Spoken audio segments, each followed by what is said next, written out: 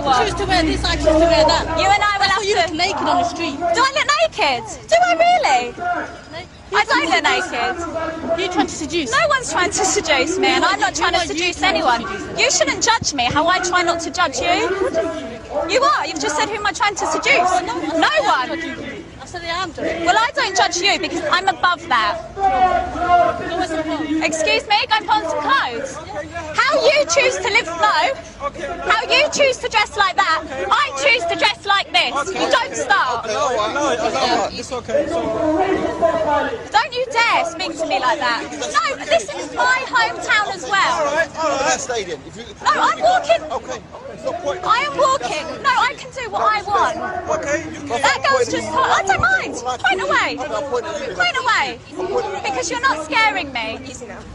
Why 13-year-old girls? Why not older girls? Because the younger girls easily take advantage because the 18, 19 don't really fall for little things like that. They listen to the vulnerable.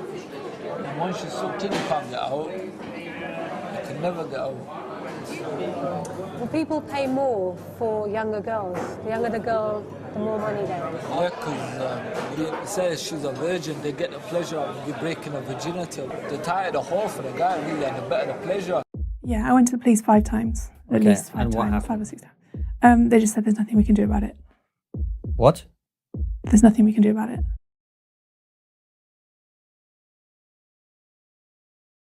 The stuff you're saying it to our faces now, and I literally cannot believe the things you're telling me. You went to the police 5 times with physical wounds and evidence saying that this man was abusing you in this way, and the police said there's nothing we can do. Like, I don't think there's anyone who's listening to this or watching this who could conceive of that being true, even though we know that it is. Yeah, it's true. Yeah. It's shocking, and I was absolutely gobsmacked. I think that's the word I use. I was gobsmacked to hear the police telling me there's nothing we can do about it. Not even question the perpetrator. Not even, take photographic evidence or anything. Right. So I was gobsmacked to hear that there's no, they felt completely powerless. And now I think over the years I've learned a lot more about what is happening behind the scenes with the education and police force, with the way that the police have been restricted and limited in what they can do. So I do understand a lot more of why those decisions were made at that time. Okay, tell us about that. Well, a lot of it's to do with race and religion, which a lot of people don't really like talking about, and they don't like to hear it. But this is why I feel compelled to talk about what's happened and what is still happening, because people need to hear it from survivors that these are racially and religiously aggravated crimes. That when I was being beaten, I was being called a white slag, a white whore, a white cunt. That over and over again, the references to my whiteness was always at the forefront of my perpetrator's mind, and that was always linked in with religion and his idea of what a good Muslim was and a bad non-Muslim was, or a good believer and a bad unbeliever. Even though I was a Christian, even though I have my faith in God, I pray, I believe in heaven and hell, I believe in good and bad, good and evil. So, but in the minds of these grooming gangs, if you're not covered down to your ankles, down to your wrists, if the hem of your top doesn't cover to your knees, then you're asking to be raped. Or, if you're not washing in the way that you should wash as a Muslim, if you're eating pork, you're unclean, you're dirty. If you use a knife and fork, you're dirty. If you don't eat your food with your hands, sounds like I couldn't never quite understand that. It's the opposite way around.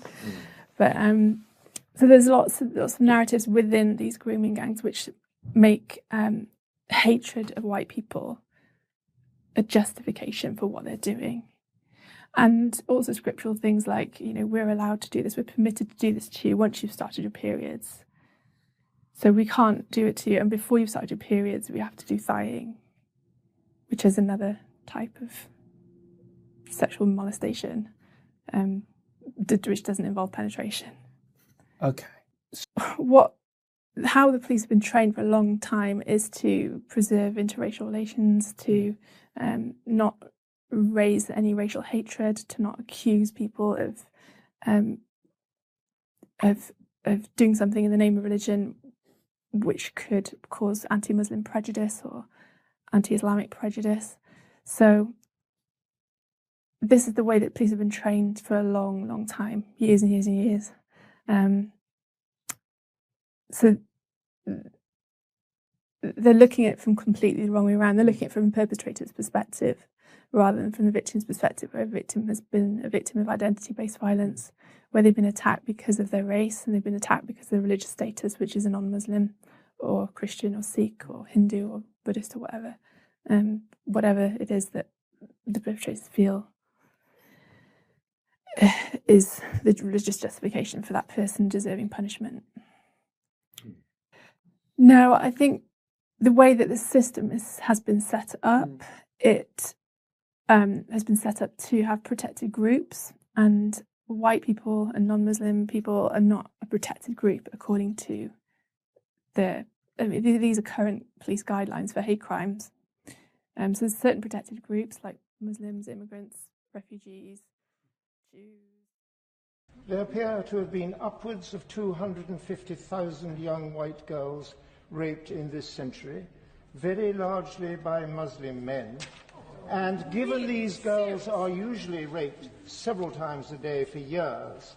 What happened to about 250,000 young white British girls? The way they have been raped, gang raped, sexually abused, the most horrific way possible, mainly by Muslim rape gangs, predominantly Muslim men from Pakistan, is really sad. But is it surprising? It's not. If you have some knowledge about Islamic countries, how girls and non-Muslims are treated in Islamic society, you'll realize what happening in UK and other Western countries is nothing new.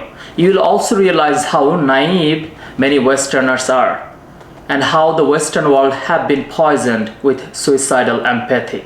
Rape is not something only Muslims are involved with. It is committed by men from all other races and all other religions, and it has been there from the beginning. Yet, not all nations are equally dangerous for women. Not all religions promote discrimination and violence against women. Not all religion justifies rape or violence against women for not wearing a specific dress. When rape becomes religiously and racially motivated, the sufferings of victims become much worse. The situation becomes much more complicated. A secular, welcoming society struggles to comprehend it, try to deny it. The special interest groups and politicians want to protect the perpetrators, and victims are denied from justice. Since the Western world is deeply secular, religion plays a very little part in day-to-day life. Many non-religious Western leaders are saying it has nothing to do with religion, Muslim or Islam. All religions are equal and so on.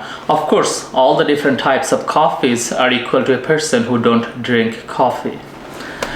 Anyway, that's not the case in Islamic countries where religion dictates anything and everything from dawn to dusk. It's all about Islam. After all, that's why those countries are called Islamic countries. They are named after Islam, they run by Islamic laws, and they're fighting for more and more Islam in those countries. What happened in UK is also happening in India for decades in different forms. If you do some research on love jihad, you will see it is something similar to grooming gang in UK. It became particularly obvious in 1992 Ajmer rape case, where 250 young girls, mainly young Hindu girls, were raped, gang raped by religiously and politically powerful Muslim rape gangs, led by Farooq and Nafis Chishti from Khadim family of Ajmer Sharif Dargah. It's a very famous Muslim holy site in India. At least 6 of the victims committed suicide. The crime was covered up. The rapists were protected by Indian Congress Party for many years for political gain and not to cause communal tension. I was born and raised in an Islamic country, Bangladesh, and I saw this many times. When girls would be raped, there would be many Muslims who would blame the girls for not dressing properly. She was raped because she did not dress modestly. Had she worn a burqa, she wouldn't have been raped. Had she not gone outside, she wouldn't have been raped. Thanks to social media, you will easily find many of these videos and photos in social media, like what Muslims think about girls without proper dress. Again, made by Muslims, posted by Muslim men. At university, I saw Muslim guys with one of their life goals is to convert non-Muslim girls, including if possible white Western European girls who they see as extremely promiscuous girls, and through the conversion they can secure Jannah for themselves and also for those girls, because without Islam those girls are going to hell anyway. Everybody else is going to hell anyway, so they're like trying to save them. When I moved to USA, I shared my apartment with another Bangladeshi Muslim guy who came to US for higher study. One day his friends from Bangladesh called him, and that guy in Bangladesh was dating a Hindu girl there, and he asked him for some advice. My friend in the US, he answered him, "F this girl whatever you want, use this girl whatever way you want, because she is a Malone," as a term they used for Hindus, a very derogatory term they used for Hindus. Anyway, I was young, comparatively young, and I could not protest immediately. But you got the point here. This is how hateful and evil these people are. Every year, dozens of Hindus and minority girls get kidnapped in Bangladesh. Of course, there are many Muslim girls also get kidnapped, but when the Hindu girls or minority girls get kidnapped, there comes the motivation to convert those girls, to forcibly convert those girls to Islam. There are incidents where Hindu families would be threatened that your girl would be kidnapped within 7 days and would be converted to Islam. And it happened. In Pakistan, a country with 96.5% Muslims, the situation is much, much worse than Bangladesh. Every year, more than 1,000 Hindu, Christians, and Sikh girls are abducted and forcefully converted to Islam. Remember, these Muslims men prey on young, helpless non-Muslims girls, and the goal is to secure virgin girls. So these Muslims men go for non-Muslims girls who are like as young as 12 or 13s, and they kidnap them. And these girls are then forcefully converted to Islam. And the parents can protest against it. Parents can protest against such an evil act because they will be charged with blasphemy. If you know about blasphemy, it is another technique of oppression and brutal killing of non-Muslims in Islamic countries. Pakistan's Prime Minister Imran Khan also blamed rapes on women. As he said, rapes have been increased because of vulgarity and women wearing very few clothes. Oh, by the way, this guy, Imran Khan, spent significant portion of his life in UK and in Western world, and was used to Western lifestyle, married to a British girl for years, and now he is a defender of Islam and Islamic values. Just like Pakistan, another Islamic country, Iraq, their parliament recently dropped a bill that would allow 9-year-old girls to get married, which is essentially legalizing the child rape. There are Islamic preachers who proudly preaches about kidnapping non-Muslims girls and using them as sex slaves. There are Islamic preachers who say sex slaves are lucky because now they come in contact with Muslims so that they can learn Islam. So these sex slaves are lucky. The boy who committed the rape and murdered, it is the girl who also has to follow the guidelines of the Quran. If she wore obscene clothes because of which the rape took place, then she is responsible. But if she wore normal clothes and yet if the person rapes, then it is a test for the girl. For the girl, was she following the advice of Allah subhanahu wa ta'ala by wearing appropriate clothes or not? If she was not, then she is to blame to attract the men to ملك يمينك يجوز لك أن تستمتع وتتسرى بها. هتلاقي في كتب الفقه التسري بالأمة أو التسري بملك اليمين، يعني الجماع. إن أخذت الأمة بطريق شرعي، شراء أو حرب. This is exactly what Islamic State jihadists did to thousands of Yazidi girls and women whom they taken as sex slaves. It's not long ago, it's been like 8 to 10 years ago. And not to mention, many Muslims from all over the world joined Islamic State jihadist groups from UK to USA. And the jihadist fight is still going on. So you can realize what these people believe in. اليوم سوق وما ملكت ايمانكم. اليوم التوزيع باذن الله عز وجل كلنا نصيب. والله يا رجل انا ادور ان شاء الله يعني واحد يزيدي وحده. يا ولد زيديتي وين يا ولد؟ اللي يريد يبيع انا اشتري يا اخوه. كم؟ اللي يريد يبيع سبيته انا اشتري. واللي يريد يشتري برضه ايش قد تشتري؟ والله من يبيع؟ انا ابيع. ليش؟ انا ابيع. ليش؟ 3 ورقات. مسدس. تختلف عيونها زرق يختلف.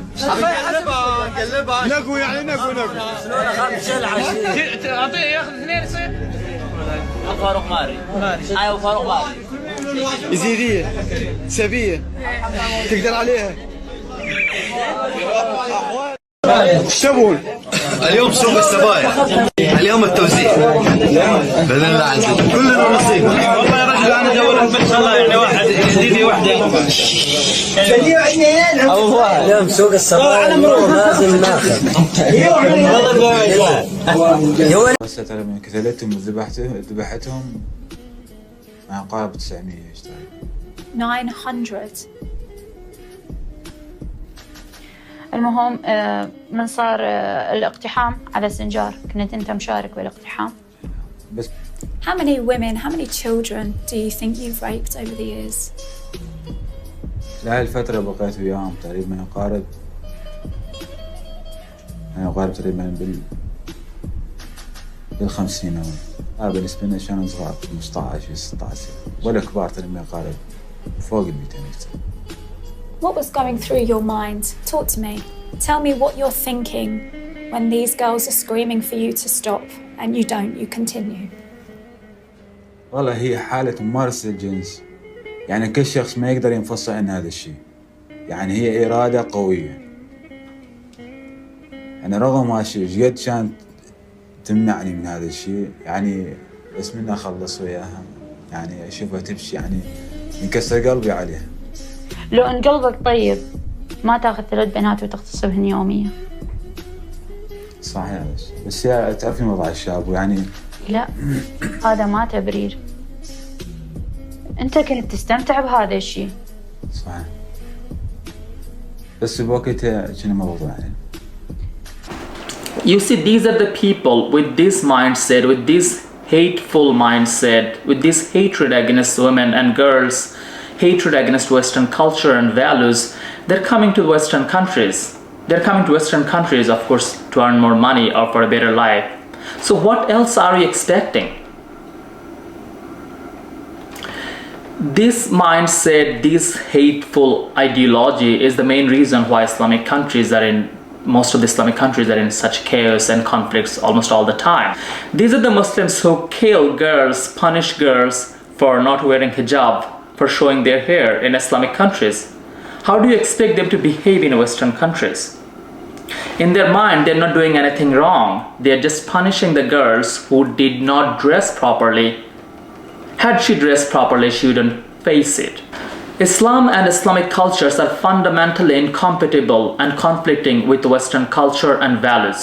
Most of the things Western world stand for are against Islam, from democracy to women's freedom to drinking to having statues in the corner of roads to music festivals, concert to having art gallery.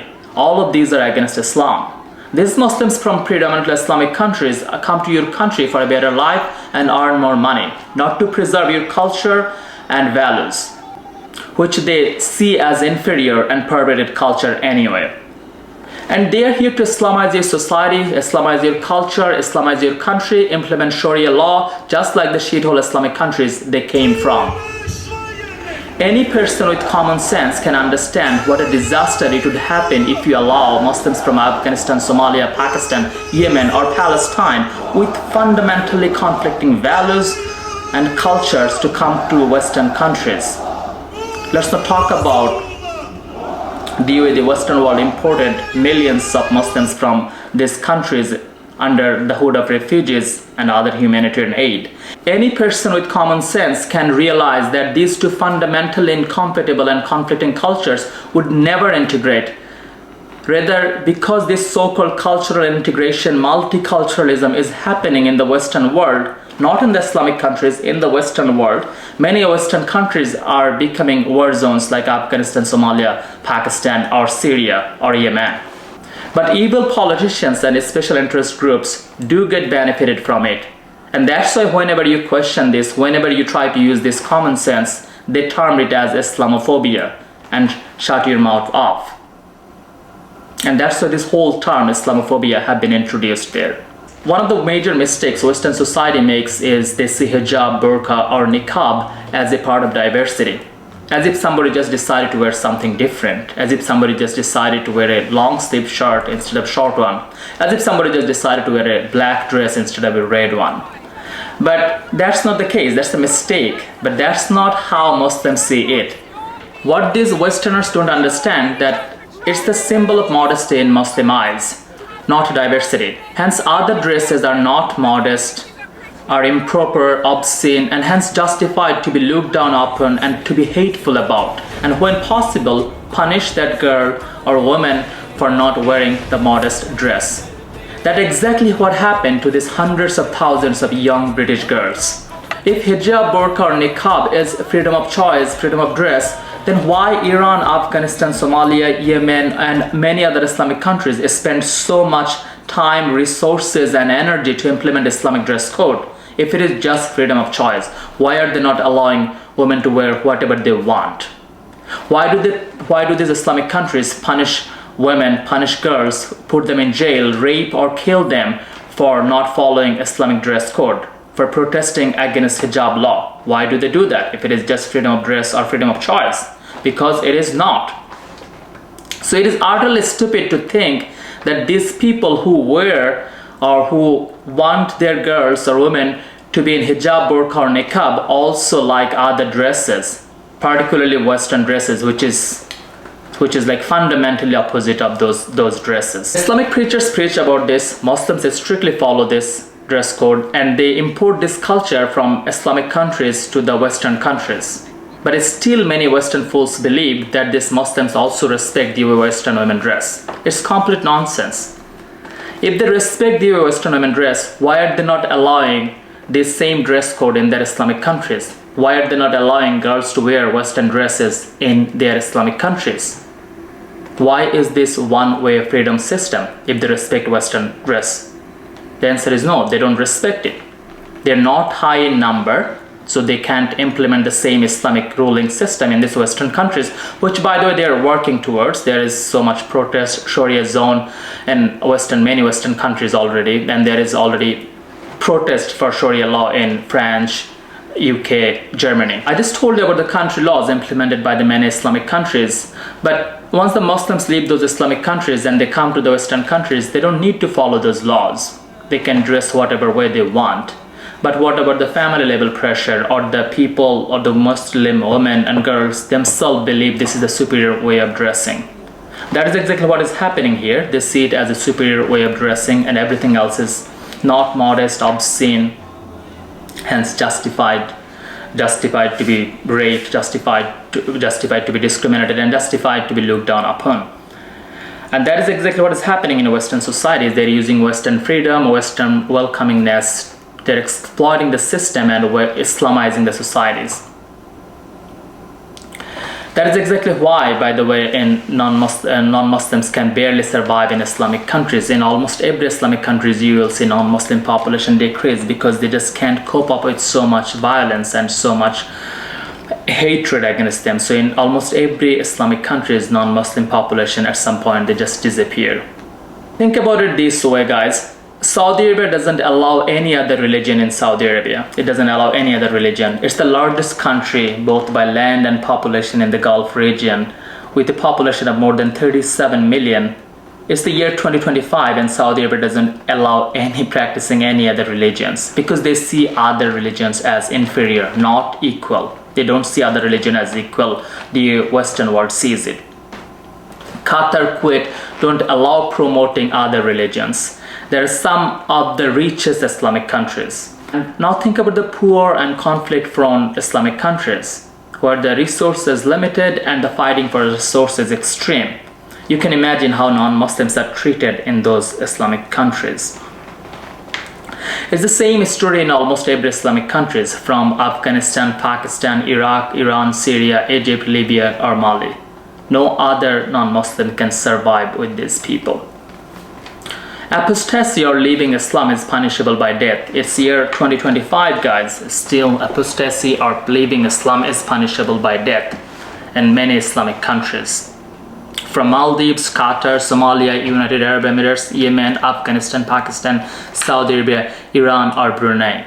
Leaving Islam is punishable by death or severe punishment.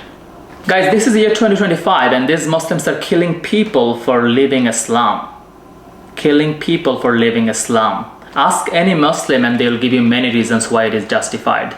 And these are the same Muslims, they are coming to these rich non-Islamic Western countries and they're enjoying freedom of religion and they're saying you have to respect their religion. But they are not allowing the same freedom of religion in their Islamic countries. You see the whole one-way freedom system here. And you got the point here, like how much hateful these people are against non-Muslims. Quran says non-Muslims are the worst of all beings. Quran says non-Muslims will be casted into hellfire forever. When their skin is burned, that will be replaced so that they can feel the punishment constantly. Quran says to fight the non-Muslims and their neighbors. Quran says to fight the non-Muslims and humiliate them. How are they supposed to behave with these non-Muslim sinners? As I said, you probably don't follow your religion because you think it's outdated, but don't expect the same from these Muslims from Islamic countries where Islam dictates anything and everything. It's your mistake if you think that everyone else is like you and every other culture is like your culture. Think about the Muslim guys who say women and girls need to be in hijab, burqa or niqab to protect them from male lust.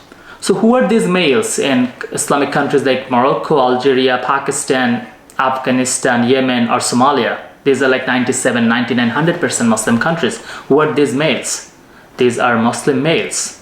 So how do they see the women without burqa or hijab?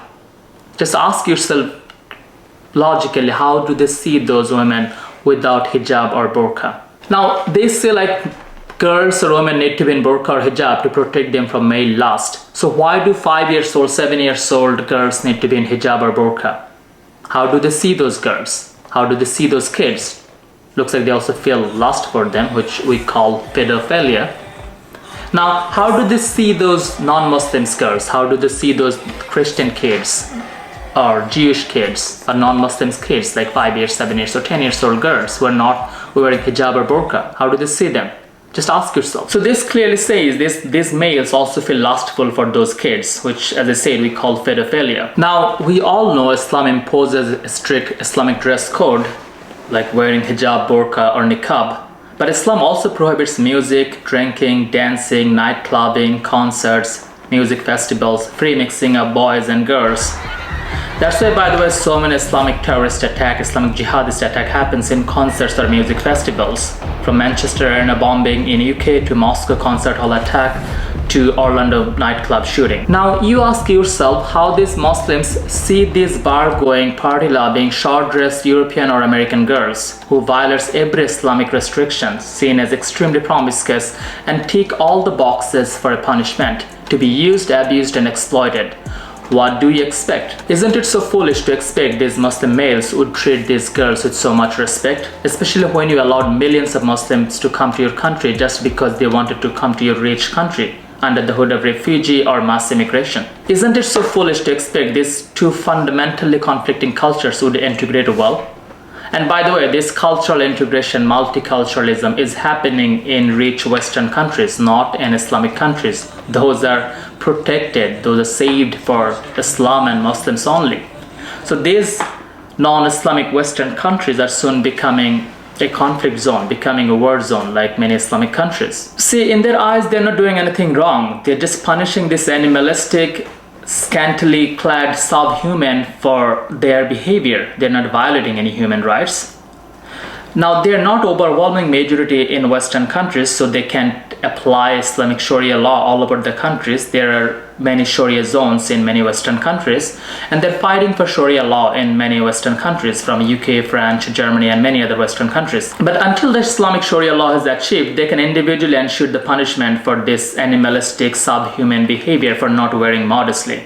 And that's why they target these Christian, Jews, or non-Muslim girls. It's that simple. Now the question is why government or politicians don't do much. Why they try to cover up this? Why they try to protect the perpetrators? Why are they covering up these heinous crimes? Unfortunately, the answer is the loopholes in democracy. See, democracy is a great system for homogeneous population, but it becomes quite destructive when heterogeneous population, especially heterogeneous population with fundamentally conflicting interest or demand, come together. Democracy is not a good system there. It became a tool or a system to exploit. All these laws are made for homogeneous European population who have similar culture and values. Definitely there is some difference between German, French, or UK culture, but they are not worried about what their women dress. They all drink, they follow the same religion. It's like that, but it's not designed for this immigration from Afghanistan or Pakistan or Somalia who have fundamentally different values there. Now, because of mass and uncontrolled immigration, there is a demographic shift happened in many Western countries, especially because of the immigration from Islamic countries. These countries allowed millions of Muslims to come from Islamic countries like Syria, Somalia, Pakistan, Afghanistan, Yemen, Iraq. Anybody wanted to come to their country, they allowed them to come because under the basis of humanitarian aid or assistance or refugee status, because there is war going on there. By the way, these wars are like all based on ideology because they're just trying to implement better and better Islamic laws. Two groups are fighting with the other, who is better Muslims. They're just trying to implement more and more better Islamic laws. So when these Muslims come to the Western countries, they are not putting that ideology there. They are just bringing the same ideology here, and they are trying to working on or fighting for implementing Sharia laws here. That's exactly what is happening here. And because of the demographic shift, democracy is heavily dependent on the demography, what demography it is working on, and it also favors the community which grows quicker because of the vote bank politics. So in rich developed countries, the more left-leaning or so-called progressive parties, like refugees from Islamic countries, because they know they're vote banks, they're like their sheer vote banks. That's why they want to give these people citizenship as soon as possible. You may ask why.